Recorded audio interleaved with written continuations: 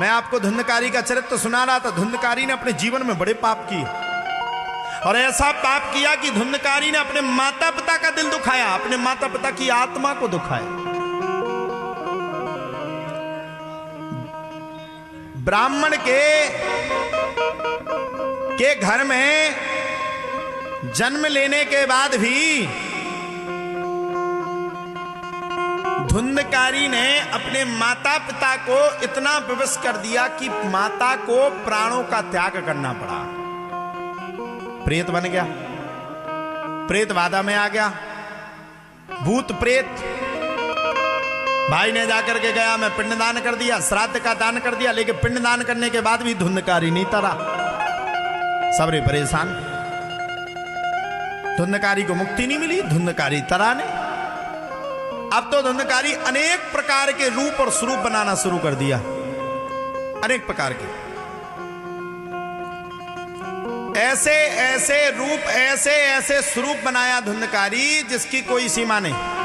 भाई तो आकर के घर में लेट गया। अब कभी प्रेत बने, कभी बैल बने, कभी पिशाच बने, कभी यक्ष बने, कभी गंधर्व बने, कभी राक्षस बने। यह धुंधकारी था। अनेक प्रकार के स्वरूप धुंधकारी धारण करवे। भगवान ने तत्काल हाथ में जल लिया, गोकर्ण जी ने जल लिया और जल को अभिमंत्रित करके धुंधकारी के ऊपर फेंक दिया। बताओ भैया कौन हो? धुंधकारी ने कहा, अहम भ्राता तुदीयोस्मि धुंधकारी नामतः सुखियेने दोषेणो ब्रह्मत्वं नासितं मया।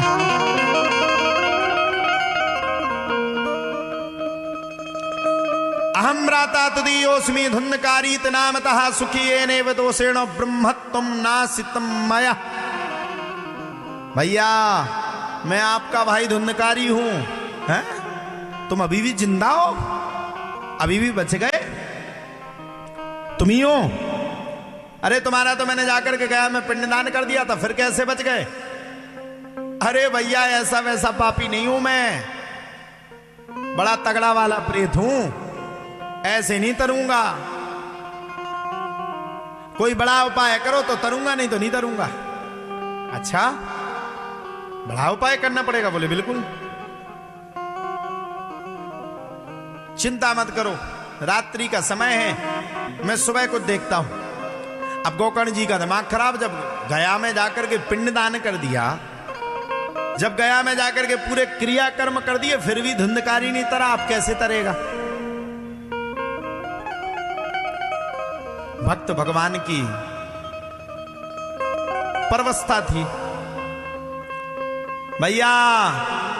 एक सांस में सुबह जैसे ही प्रातः कालीन गोकर्ण जी उठे और गोकर्ण जी ने उठ करके तपस्या में बैठ गए। तप का बल इतना तेज हो गया कि गोकर्ण जी ने किसका मार्ग रोक लिया? सूर्य का मार्ग रोक लिया। यहां तक कि वेदों में कहा जाता है कि सूर्य का मार्ग कोई रोक नहीं सकता।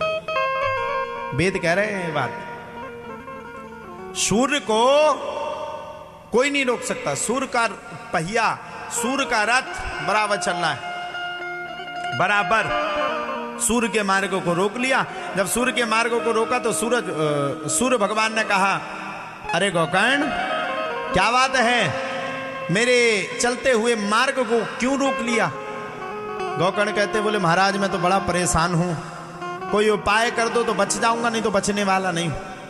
क्या हुआ भाई, इतने दुखी क्यों हो? कौन सी समस्या हो गई? अरे पूछो मत महाराज, मेरा एक भाई था जिसका नाम था धुंधकारी। अहम भ्राता तुदीयोस्मि धुंधकारी नामतः। बड़ा पापी था, 5-5 वेश्याओं को घर में रखा था। ऐसी स्थिति परिस्थिति बन गई, ऐसी स्थिति परिस्थिति बन गई कि भैया पूछो मती।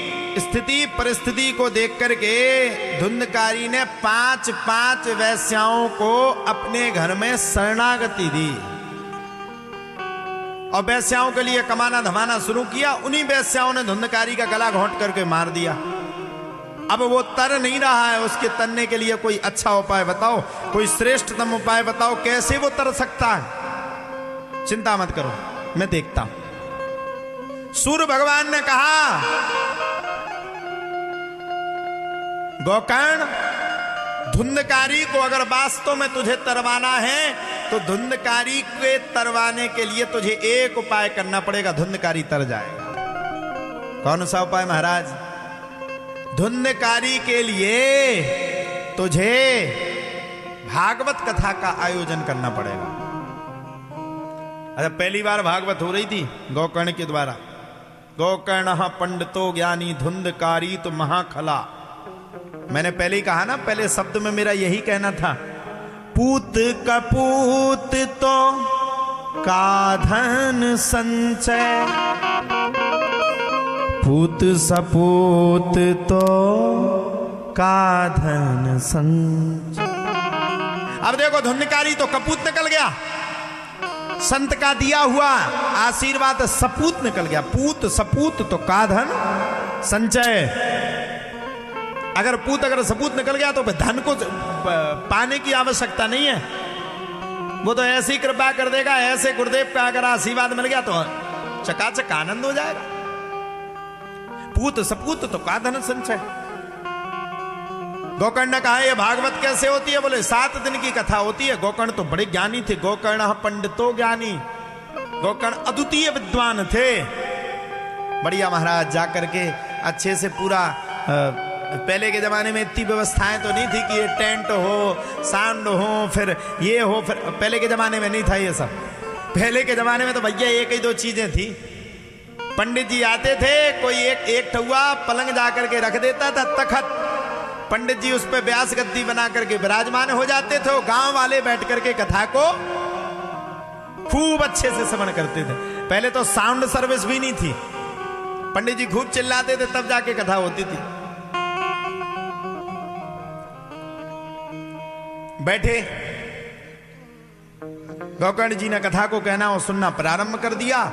धुंधकारी भी आकर के खड़ा हो गया। धुंधकारी जब आया तो धुंधकारी 7 पोर के बांस में आकर के बैठ गया। 7 पोर के बांस में आकर के जैसे धुंधकारी बैठा तो धुंधकारी ने 7 दिन कथा सुनी। पता कैसे सुनी? निर्जल होकर के, कोई भोजन नहीं। अब प्रेत कोई भोजन थोड़ी ना करता। 7 दिन राम नाम का जाप किया, 7 दिन मन लगा करके कथा को सुना। और जैसे ही 7वां दिन पूर्ण हुआ, गोकर्ण जी ने भागवत भगवान का जयकारा लगाया। वैसे ही भगवान के पार्षद उस पापी धुंधकारी के पास आ गए, क्योंकि उसकी आत्मा में अब पाप नहीं बचा था। अब उसकी पापी आत्मा अब पुण्यात्मा आत्मा हो गई। और जैसे ही 7वां दिन पूर्ण हुआ, वैसे अपने आप बांस फट गया और वही धुंधकारी चतुर्भुज रूप में प्रकट हो गया। और भगवान के पार्षद उस धुंधकारी को लेने के लिए आ गए। धुंधकारी को लेने के लिए आ गए। ये है कथा, इसको कहते हैं भागवत।